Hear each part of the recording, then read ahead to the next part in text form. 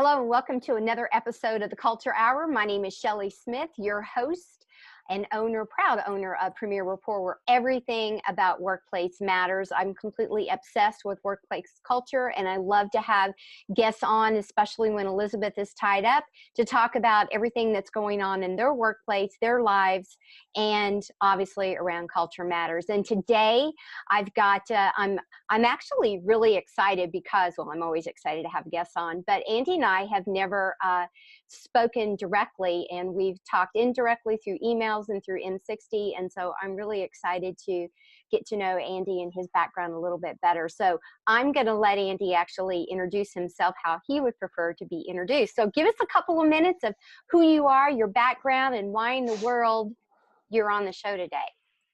No, thanks, Shelley. First of all, thank you for having me. I'm excited to be here and great to connect and talk about culture, which is huge. It's everything. It doesn't just matter. So a little bit about me. I think really the so what for listeners is really two things.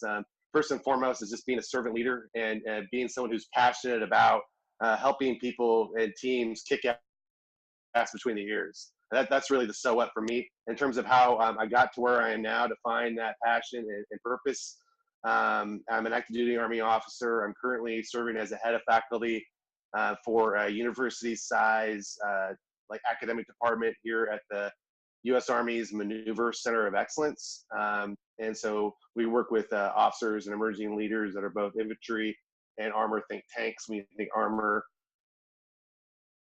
That's who we're working with here, our student populations. So I'm in my last assignment, and I'll be retiring here in another 18 months. But how I got here is that this journey really started. I'm back in Northern California, where I'm from, a little town called Oakdale.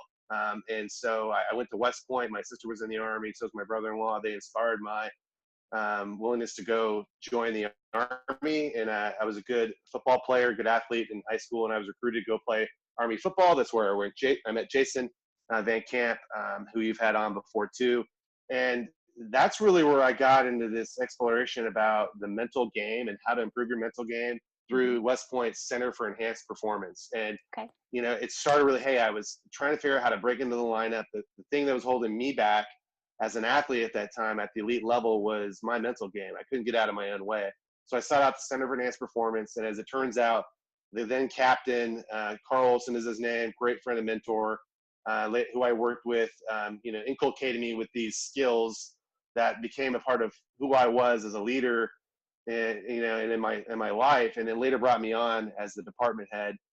So long story short, I came back and taught later, 10 years later, after multiple deployments and getting married and having kids. And then, from that point, so that's when I was working at the Army Center for Enhanced Performance, which was really the extension of the West Point's department to export those mental skills, that mental skills training and conditioning out to the Army. And that started just like sports psychology started with elite athletes, started with elite soldiers and special forces units. And that's how, after I left West Point, I ended up working with, spent 5 years working with 2 U.S. Army Special Forces units. I am not a Green Beret like Jason, but I did stay at a Holiday Inn last night. That was great. And a lot of special forces units include people who have skills sets and experience to help them with their missions, and that's what I am. So I'm a field artillery officer by trade. I was a joint terminal attack controller, and that was my skill set. But while I was there, I started working with their human performance programs as well too, at the practitioner and program level. So, long story short is that's I've worked as a performance psychology practitioner, both at the tactical level all the way to the programmatic portfolio level. Gotcha. And that just was really my passion. No, and your passion definitely comes out. Let's grab a hold of the mental side of that. I know that some of the conversations that we've had with some of the N60 clients is around, that mental toughness, that ability to be resilient, that ability to sort of pull yourself out of what I call a funk or a bad place or a dark place or a stuck place. What are some immediate tips, or maybe it's what are some immediate questions that you ask of your team, of your cohorts, of people that you talk to? What approach do you take to, I guess that was a lot, to kind of see where people are, and then what are some of your recommendations? Well, it's really about performance, and ultimately, and I think that when you talk about performance, we deal with definitions, you and I do, right? So let's Mm-hmm. define that real quick. Mm-hmm. So I define performance as the ability and willingness to execute tasks at the upper range of your potential consistently over time. So or being at your best when it matters the most in that Okay. moment, from moment to moment, right? Mm-hmm. And we perform, in everything we do every day. We're performing right now. We Yeah. perform as moms, dads, professionals, all that stuff too. So the one thing that I like to ask up front to my clients is to really, they usually come to you because they have a pain point, they have a problem, a barrier, right? Yeah. And so one of the things I like to break down people who is to really quantify and qualify the mental component of that is just to break it down into mental and physical and say, how much of this pain point is mental versus physical? And of course, they're coming to me because it's cognitive and behavioral in nature, but Yeah. just let's use the word mental. How Mm-hmm. much is that mental? And, and it's interesting to see, what generally right around that 75, 80% of their performance demands are mental in nature compared to Yeah. physical, and Yeah. how that breaks down. So that's how I like to inventory it and then to put things in perspective. And then you ask the second question, which is, okay, out of all the skills, experience, and knowledge that you have, Mm-hmm. what are you doing to develop that mental aspect of your game? And, and they may have an idea and they may not. That's important. But I think it's also important to discern terms like performance versus resilience. And I could Yeah. break that down if you want to as well. No, I agree. Let me come back to, so if 75%, I certainly would agree, if not higher, is on and I don't know what the final stat is, I'm sure you do, that it is on the Yeah. mental side. So it's our own blockage, it's our own fear Yeah. that, put us into this. So what uh, do you usually suggest a meditation, Hmm. a journaling technique? Is it doing reading and research? Is it Hmm. if somebody doesn't know Right. why they're stuck, they just simply know they're stuck and they know it's inside of their head, they know it's in Right. between ears. What are Right. things that you say to kind of get that person to get to the root cause? Because it's Right. one to say, I know, it's Hmm. another to go, but I Hmm. don't know why. No, for sure. Well, I think, the first thing is to kind of explain that relationship between how you think and how you behave, how you act and react, and then how that relates to how you perform, right? That's Yeah. that's a very simple conversation, but to get at, the kit bag is what people want. And, they want to know that the tools are, but Hmm. but really it's not about the tools, it's about the skills and the application of skills. Hmm. So like, from the sport psychology standpoint, really there's a pretty large menu of skills, but really the tried and true ones related to self-efficacy, and confidence building, Hmm. in terms of, hey, so we're everything from self-talk, belief statements, thought Yeah. stopping techniques. Another one is attention control. That's a huge one because we have such a deficit for our sensory information and demand for that. So, Hmm. understanding how to be able to use my brain like a weapon system in terms of my attention, and Hmm. how do I engage a target either internally, externally, how do I shift that on demand? How do I use my sensory awareness to my ability and control that versus allowing my emotions to control me, especially in a kind of a high stress moment, Hmm. which leads to another set of skills, stress and energy management. Hmm. And that kind of gets into talking about using diaphragmatic breathing, Okay. using and everything from that. That's really your mindfulness piece. And Hmm. what you're related to is meditation. Hmm. Goal setting is one of my favorite sets of, in terms of a process that includes goals, one of my favorite skills. And another one finally is imagery. And that's, how do I use all of my senses to create these most vivid real images possible to get good quality mental repetition Hmm. before and after a performance event. So those are, in a long way, I just gave you kind of a snapshot menu of the mental skills that are there, Hmm. that I'm coming in with to get an inventory as far as what my client as an individual or as a team, what they want to work on. I prioritize that based on the pain point. Right.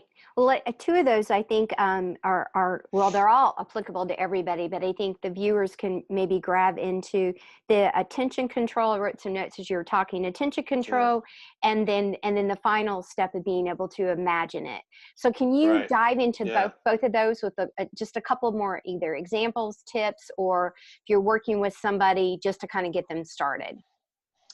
No, absolutely. I think that, when I'm working with soldiers, and again, if some of the tactical applications don't translate to all your audience, forgive me, but, again, the first thing is everything when I'm talking about has three core competencies. That's, self-awareness, self-management or self-regulation, and then influence. So I think when you look at that, where we have to understand as far as attention, for example, and attention control, is is my attention being, what is my dominant attentional style, Mm-hmm. especially under duress, because that's when, we have a hard time controlling and managing our attention, Right. if you will, too. So it's understanding what attention is, and that's really bringing my sensory awareness to a target, and that target may be internal, external. So I Mm-hmm. think the piece there too is to understand under duress, when I'm under pressure, Mm-hmm. what happens to my attention. So Mm-hmm. for me, I'm one of those guys that gets, I get easily distracted by a lot of external information. I can walk into a room, pick up a whole bunch of sensory targets, and it's hard for me to focus, right? Mm-hmm. Same thing with the external piece. So to understand how attention works from even down to a neural level and a behavioral level is super important.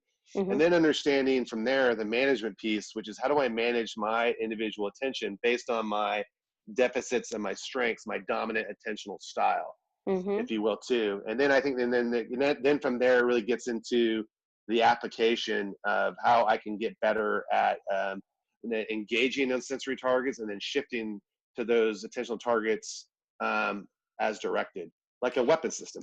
Yeah. So to break this down into the civilian world, what I heard you say was I use words triggers. So Yep. knowing what's stressing me out, for Right. individuals who maybe deal with their day of firefighting inside their organization, it could be around call-offs, it could be around an EEOC claim, it could be around just some sort of a basic employee relations issue that begin to stress us out. It could be that all of a sudden you've got impromptu meetings, or you've got so many meetings that you're not able to actually begin to strategize, let alone execute.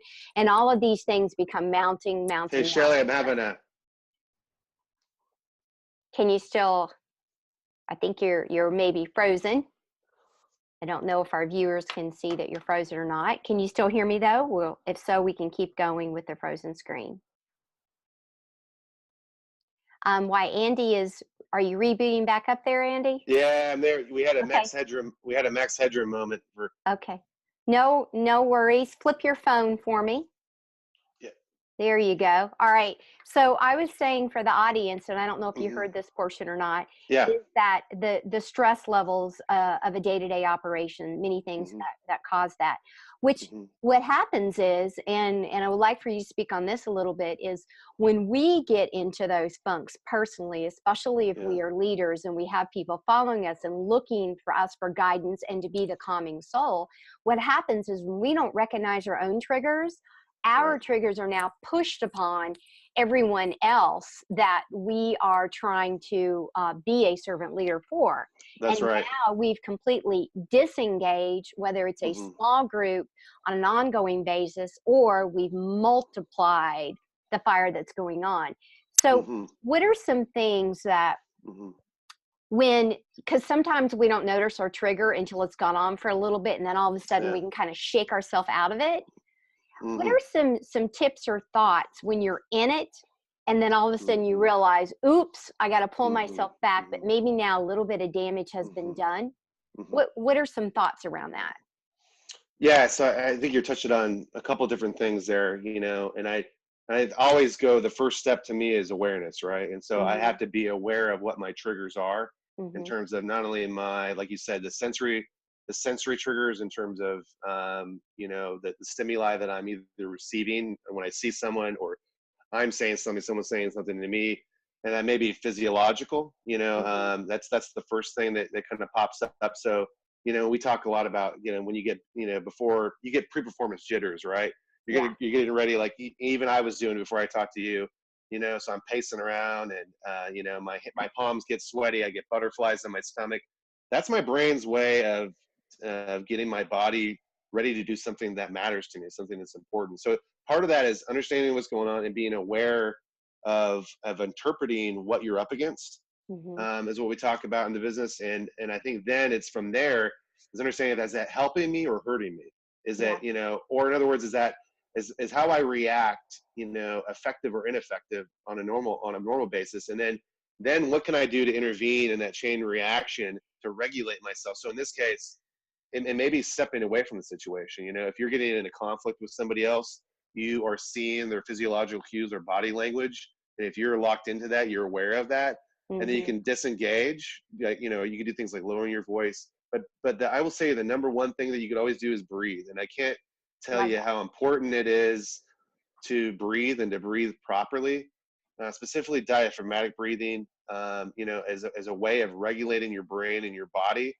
And when you think about how very little we control in terms of our internal systems and processes, the one valve you have to regulate yourself is your breath. We can get into that a little bit too. But I think awareness and then being able to regulate yourself and understanding what you can control and can't control as well too. That locus of control is super important. When we understand that we can barely control ourselves, beyond self is this an influence thing. And I know you spend a lot of time with your clients talking about, how do I influence the behavior of others? Well, the best way you can influence others is by regulating yourself, staying cool, calm, and collected, especially when everything around you is really crazy, or what I call is VUCA, volatile, uncertain, complex, and ambiguous, right? I like that. Okay. Yeah. Let's come back to how to help people visualize. So I think that was like the fifth step that I was counting. But talk to us a little bit about that technique. I love that technique myself. Yeah. I do it in a variety of ways, from power poses to seeing the after of a talk, to seeing the after of a project, to seeing a team formulate. But how can you give some folks some tips on how to do that in a good way?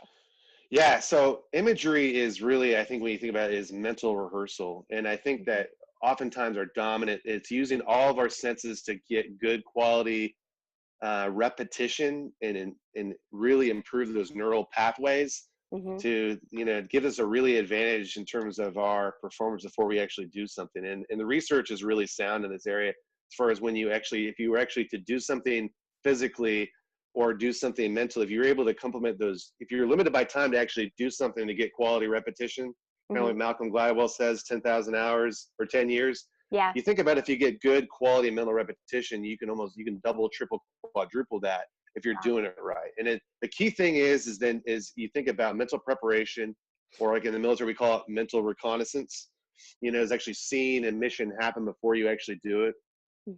Is to use as many senses as possible to make it as vivid and real, to walk through the steps of what it looks like to have a perfect execution of your pitch, for example, of your negotiation, of your interaction when you're doing homework with your kid. If you imagine those perfect repetitions with every aspect of your, and I'm talking the difficult one, so it's easy for people to play the image in their mind. And it's interesting if you think about it, like creating this most incredible, vivid movie that Hollywood could ever produce, and it's in your own head. It's interesting to talk to people about what lens they do. Is it through first person, like point of view, or is it looking through another lens? And so what's the difference between the two of those when you do it? The answer is it doesn't matter. Oh my gosh. As long as it's vivid. But here's another thing that's really cool. So what you're doing is that you're actually engaging your prefrontal cortex, and then you're improving those neural connections and pathways, neuroplasticity between your brainstem and the motor movement, and what's going on deliberately through your prefrontal cortex. Now, what's really interesting is when you start leveraging those other senses, think about how powerful your smell is. Your smell is your most powerful sense that you have, and we do not leverage the capability of the nose. You think of just the number of connections we have in the olfactory glands, and how that's connected to memories and vivid memories and good memories. It's true. Think about your mom's cooking or your grandma's cooking. Exactly what I was thinking. That right? The house that, when you walk in and there's a turkey cooking in the oven and there's an apple pie, and you're right. Absolutely. Yeah, it immediately clicks on you and takes you back. Yeah. Got you. For me in my youngest days, the smell of fresh cut grass on the football field or baseball field, and the smell of chalk and the smell of resin in the bat, and all those things are really, and there's a feel component too. So when you pack all these senses in a really, really vivid way, and I'm talking about like in a way that creates this image that is personal, powerful, and meaningful. And then Yeah. you work all those into your repetition, and it takes practice. Yeah. Yeah. It is incredibly powerful, and it gives you an edge. Yeah. But the reality is we only incorporate 1, 2, maybe 3 of those 5 senses when we're doing mental rehearsal. But it takes some time, some practice to incorporate it. And the other key is when you want to do it. You do not want to use imagery when you're in the moment, because when you're in the moment, you need to have a quieting of the brain. You need to let things happen. Yeah. If you're incorporating all these senses, you have an active brain that leads to a tight body. Okay, and that's not helpful. So the best time there's a before, a right before, a during, and after. Whenever we talk about a performance plan, Yeah. so there's a time and place for imagery, and that's important too. I tell your audience. Oh no, I love that. And the other thing that I'm thinking of is a couple of things. From a personal standpoint, I've gone to a few different health coaches, and one of the things that when you're eating to get you to slow down is actually engaging all of those. You know, they have you go through and, you know, close your eyes beforehand. What do you imagine it's going to taste like? And then when you are doing it, going through and pulling out, you know, if you will, all the spices, to really be able to take it all in. So I was thinking of that. And then the other thing I was thinking is that one of the methods that I made and that I teach for not only for the culture curator certification, but really change management inside of culture. And it's called empathy mapping. So I actually took it, and it was a morph from the marketing mapping. And it's about bringing in all the senses. You talk about your employees, you talk about the ones that you're trying to attract. It's what do they think? What do they feel? What do they see? What do they say? And going through those. That's so right. When you were talking about that, those were the two things that I was like, oh my gosh, coming to mind. And it is so true. And it's also about being in the moment for the moment. Yep. Yeah, the endorphins just get so spiked up when you can see it, and you're already rewarded before you've even actually taken the action. So, and then the afterwards, it's, wow, this went right, and wow, the next time I can do this or this. I love that. Well, we could keep going. So we're gonna stop because I always promised the audience not to go an hour. We gotta do it again. I should have, as I lost my ear things, I should have named this something other than the culture hour, because people always think it's an hour. But anyways, so Andy, final thoughts, if there's anything else that you would like to have our listeners know. And then what's the best way, if we want to know more about you and about your work, what's the best way that we could get in contact with you? Yeah, so getting a hold of me, to answer your last question first, is I'm active on LinkedIn. Please reach out to me there as well. And I've got a really funny Norwegian first name. It's Ingebrigt. But you'll see IAL. Those aren't any credentials. Those are actually part of my name. I didn't know that.